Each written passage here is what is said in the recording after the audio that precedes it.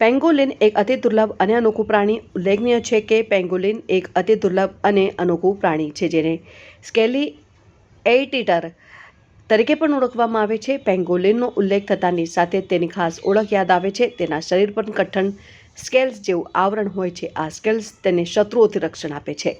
પેંગોલિન મુખ્યત્વે એશિયા અને આફ્રિકાના જંગલોમાં જોવા મળે છે. પેંગોલિનનું શરીર લાંબુ અને પૂંછડી મજબૂત હોય છે. તેનું કદ 30 સેમીથી લઈને 1 મીટર જેટલું હોઈ શકે છે. તેના શરીર પર રહેલા સ્કેલ્સ કેરેટીનથી બનેલા હોય છે જે આપણા નખ અને વાળમાં પણ હોય છે. આ સ્કેલ્સ પેંગોલિન માટે કવચનું કામ કરે છે. જ્યારે પેંગોલિનને જોખમ થાય છે ત્યારે તે પોતાનું શરીર ગોળ કરીને બોલ જેવું બનાવી દે છે અને જેથી શત્રુઓ તેને નુકસાન ન પહોંચાડી શકે.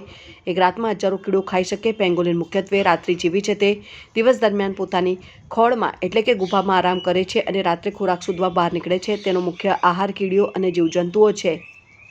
બાળકો પેંગોલિનને દાંત નથી હોતા, પરંતુ તેની લાંબી અને ચીકણી જીભ તેને કીડીઓ અને જીવજંતુઓને તેમના દરમાંથી બહાર કાઢવામાં મદદ કરે છે.